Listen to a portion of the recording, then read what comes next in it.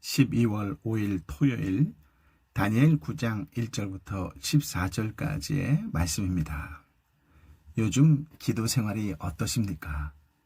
형식적인 기도에 그치지 않고 하나님과 긴밀한 교제를 하고 있습니까? 다니엘이 왜 민족의 회복을 위해 회개와 중보의 기도를 하게 되었을까요? 다니엘의 기도를 통해 하나님은 어떤 분으로 묘사하고 있을까요? 다니엘의 기도에서 발견되는 기도의 특징은 어떤 것일까요? 기도할 때 중요한 것은 하나님 앞에서의 태도입니다. 하나님은 영적인 태도를 보시고 응답하시기 때문이지요. 다니엘서 9장은 8장의 연속과 보충으로 주어진 계시입니다. 8장을 잘 이해해야만 9장을 이해할 수 있고 9장에 보충이 없으면 8장은 미완성의 예언으로 남게 됩니다.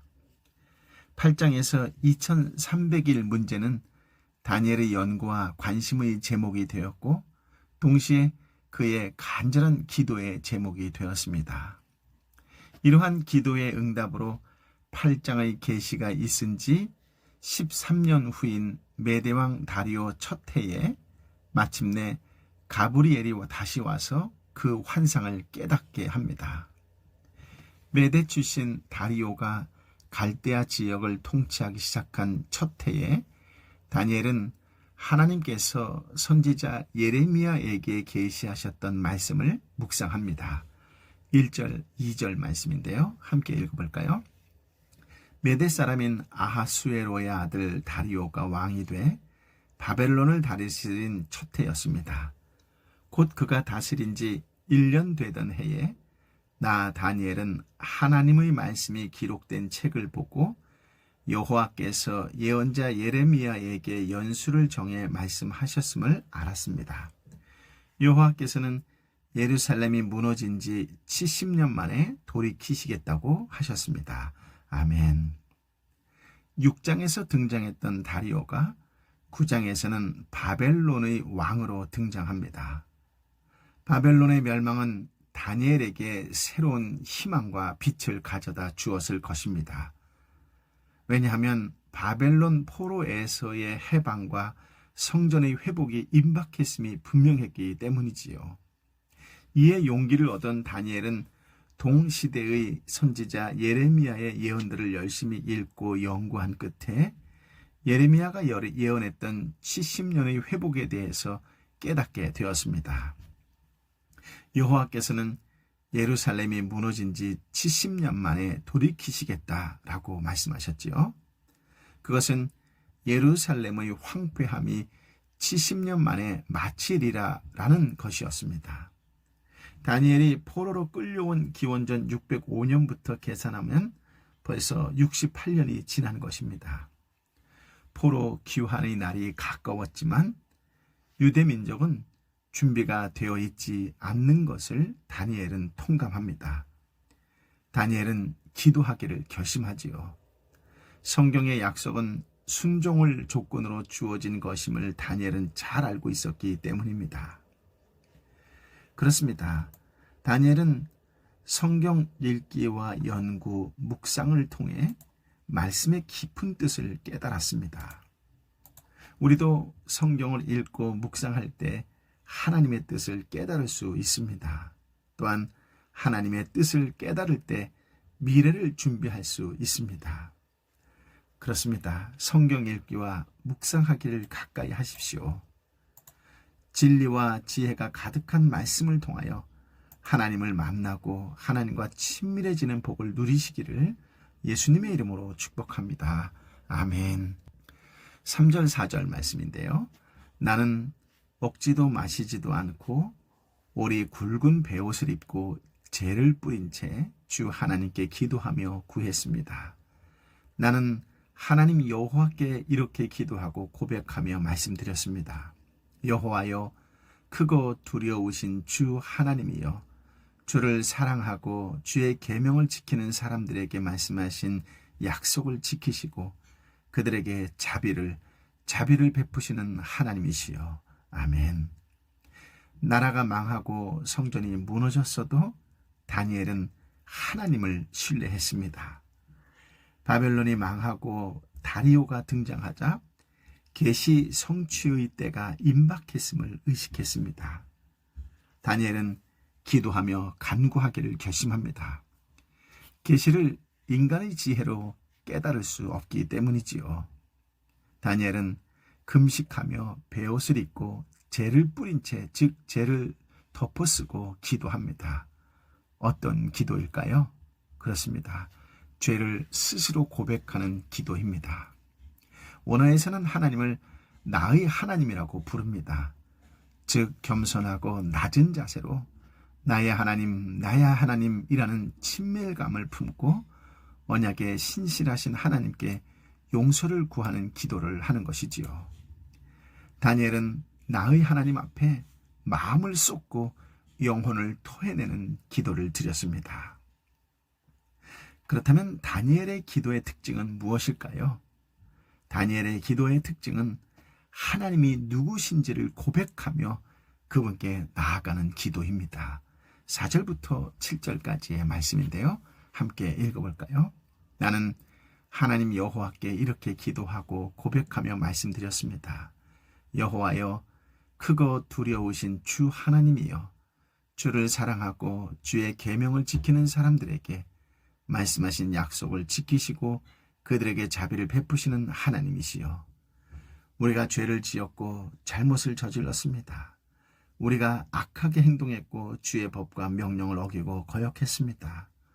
또 우리가 주의 종 예언자들이 우리 민족의 여러 왕과 귀족들과 조상들과 온 백성들에게 주의 이름으로 말씀한 것을 듣지 않았습니다.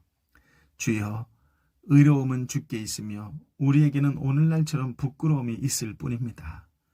유다 사람들과 예루살렘에 사는 사람들과 각 나라에 쫓겨나 가까이 있거나 멀리 있는 사람, 곧 이스라엘 사람들이 모두 부끄러움을 당할 뿐입니다. 그들은 주를 거역하며 죄를 범했기 때문에 주께서 각 나라로 쫓아내셨습니다. 아멘. 다니엘의 기도는 사람이 드릴 수 있는 가장 깊고 넓고 높은 기도의 본보기입니다. 다니엘은 자비를 베푸시는 하나님께 개인 차원이 아니라 언약 공동체 차원에서 기도합니다. 그렇지만 먼저 자신의 죄를 철저하게 돌아보고 잘못을 고백하는 기도를 드립니다. 이러한 죄에 대한 고백은 단순히 자신의 죄를 용서해달라는 개인적 차원이 아니라 민족을 대표하는 중보적 차원의 기도입니다.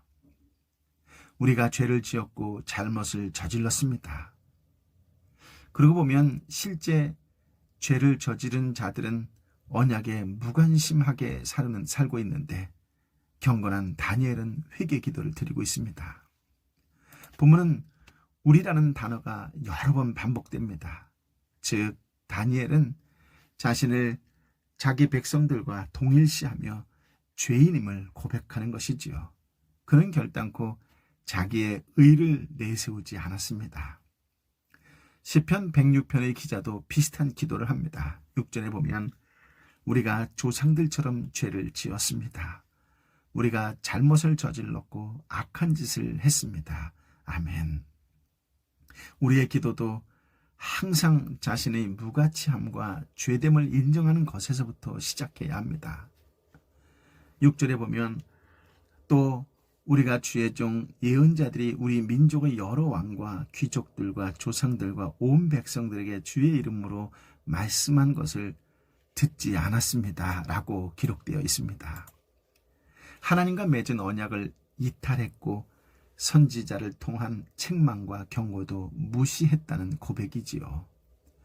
구약에 나타난 이스라엘의 삶은 악과 범죄의 연속이었으며 그것은 하나님의 말씀을 불순종한 것으로 결론을 짓게 됩니다.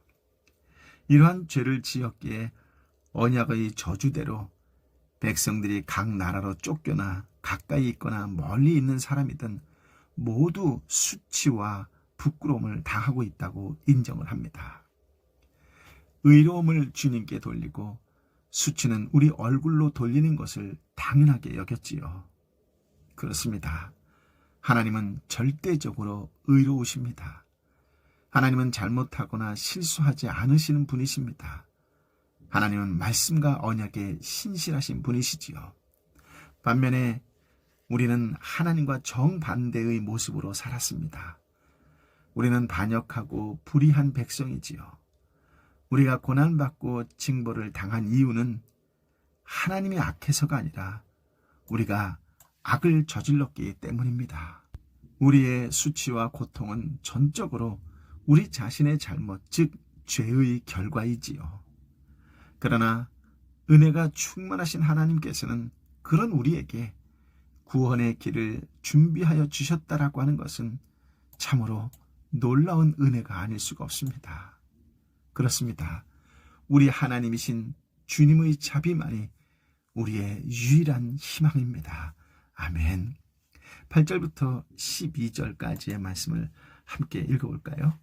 여호와여, 우리가 부끄러움과 욕을 당하고 우리 왕들과 귀족들과 조상들이 부끄러움을 당하는 것은 우리가 주님께 죄를 지었기 때문입니다.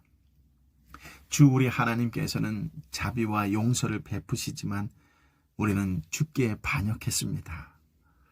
우리는 하나님 여호와의 음성을 듣지 않고 하나님의 종 예언자들을 시켜서 우리 앞에 세우신 율법을 지키지 않았습니다. 온 이스라엘이 주의 율법을 지키지 않았고 주의 목소리 듣기를 싫어했습니다. 그러므로 하나님의 종 모세의 율법에 기록된 맹세대로 저주가 우리에게 내렸습니다. 우리는 주님께 죄를 지었기 때문에 심판을 받았습니다. 주께서는 큰 재앙을 우리에게 내리셨습니다. 우리와 우리 지도자들을 벌하셔서 주께서 말씀하신 것을 그대로 증명하셨습니다. 온 천하에 예루살렘에 일어난 일과 같은 일은 없었습니다. 아멘. 이스라엘의 타락과 반역에도 불구하고 다니엘은 여호와의 자비가 크시기 때문에 언제나 회개하는 심령으로 그분께 돌아오는 자들은, 그분께 나아가는 자들은 기꺼이 용서하리라는 확신을 하고 있었습니다. 그런 확신을 가지고 다니엘은 이스라엘 백성을 위해 하나님께 탄원합니다. 그는 백성의 죄 많은 상태와 대조되는 하나님의 자비, 하나님의 긍휼과 용서하심을 매우 두드러지게 언급합니다. 8절에 다니엘은 언약 백성이 부끄러움과 욕, 즉 수치와 모욕을 겪는 현실은 주님께 죄를 지어 언약을 파기한 결과라고 고백합니다. 9절에 우리 하나님은 거듭해서 자비를 베푸시고 용서해 주셨으나 우리는 거듭해서 반역했다고 기록하지요. 10절에는 하나님의 음성을 듣지 않고 율법도 지키지 않았다고요. 11절에는 일부 백성만 일탈한 것이 아니라 온 이스라엘이 율법을 범했고 언약에서 이탈했으며 주님의 말씀에 순종하지 않았다고 기록합니다. 그리고 이제 그 대가를 치르고 있습니다. 하나님은 모세 율법에 기록하게 하셨던 언약 저주의 맹세대로 신실하게 징계하셨습니다. 언약을 배반한 백성과 지도자에게 큰 재앙을 내리셨습니다. 언약에 신실하신 하나님의 성품 때문에 언약 저주는 철저하게 집행되었지요. 주님을 거역했던 죄의 값입니다. 이토록 참혹한 재앙을, 일찍이 없었던 최악의 재앙을 우리에게 내리셨습니다. 예루살렘에 내리셨습니다. 13, 14절인데요. 함께 읽어볼까요? 모세의 율법에 기록된 그대로 우리에게 이 모든 재앙이 내렸습니다. 그러나 우리는 죄에서 돌이켜서 주의 진리를 알기 위해 우리 하나님 여호와께 은총을 내려달라고 구하지 않았습니다. 그래서 여호와께서는 이 재앙을 준비해 두셨다가 우리에게 내리셨습니다. 우리 하나님 여호와께서 하시는 모든 일은 의롭습니다. 그러나 우리는 하나님의 목소리를 듣고 순종하지 않았습니다. 아멘. 다니엘은 언약 백성의 현재 범죄 사실도 성찰합니다. 다니엘은 이스라엘 백성이 하나님의 징계로 포로 생활을 하고 있음에도 불구하고 회복과 은총을 간구하지 않은 것을 회개합니다. 모세율법에 기록된 그대로의 재앙을 겪고도 여전히 우리의 죄악을 떠나지 않는 완악함, 주의 진리를 깨닫지 못하는 무지함, 여호와의 은총을 간구하지 않는 태만함을 고백합니다. 과거와 현재를 성찰할수록 모든 일이 공의에 따라 집행된 사실을 부인할 수 없었습니다. 모든 재앙은 언약 백성이 은혜로우신 왕의 목소리를 듣고 순종하지 않은 삶의 열매이지요. 언약 배신자는 징계의 때에 쉽게 절망하고 언약에 무관심해집니다. 하지만 언약의 저주 맹세 그대로 재앙이 임한 사실을 확인할 때 언약의 신실한 백성은 역설적으로 희망을 봅니다. 왜냐하면 회개하고 순종할 때 언약 맹세 그대로 언약 복이 임할 것도 확신할 수 있기 때문이지요. 아멘. 다니엘의 기도하는 모습 속에서 그가 얼마나 겸손한 사람이었는지를 볼 수 있습니다. 하나님은 자신을 낮추는 사람을 기뻐하십니다. 하나님은 겸손하게 자신을 낮추는 자의 음성을 들으십니다. 하나님은 교만한 자를 대적하시고 겸손한 자에게 은혜를 베푸십니다. 우리도 다니엘과 같은 태도로 기도해야 합니다. 하나님의 능력을 의심하지 않고 겸손한 마음과 자세로 기도한다면 하나님은 우리의 간구를 듣고 응답해 주실 것입니다. 오늘 하나님께 기쁨을 드리고 이웃에게 미소를 짓게 하는 참된 그리스도인의 삶, 신앙인의 삶이 되시기를 예수님의 이름으로 축복합니다. 아멘. 아버지 하나님, 참으로 귀한 말씀, 생명의 말씀을 허락하여 주시니 감사합니다.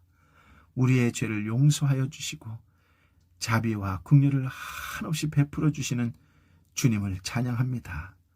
자비로우신 주님, 이 땅을 다시 한번 불쌍히 여겨 주옵시고 주의 사랑으로 덮어 주시옵소서. 주의 긍휼로 덮어 주옵소서. 교회에 모인 자들마다 각자 드리는 예배의 자리에서마다 나의 죄를 먼저 고백하며 민족의 죄를 고백할 수 있는 성숙한 그리스도인의 삶이 되게 하여 주옵소서. 회개한 자답게 삶 속에서 그 아름다운 그리스도의 향기가 드러내는 삶을 살아가는, 그러므로 말미암아 하나님께 기쁨이 되고 어렵고 지치고 힘들어하는 내 이웃에게 힘과 용기와 소망을 나누어주는 축복과 은혜와 구원의 통로의 삶을 살아가는 인생들 되게 하여 주옵소서.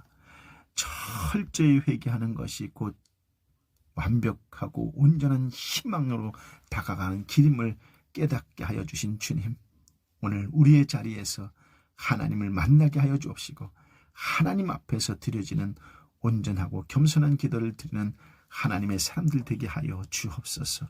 오 주여, 주여 용서하여 주옵소서. 긍휼을 베풀어 주시는 자비하신 하나님 다시 한번 임하여 주옵소서. 한 사람 한 사람의 삶 가운데, 우리 삶 가운데에, 우리 공동체 가운데에, 우리 교회 가운데에, 우리 민족 가운데에, 열방 가운데 임하여 주옵소서. 성령으로 충만케 하여 주옵소서.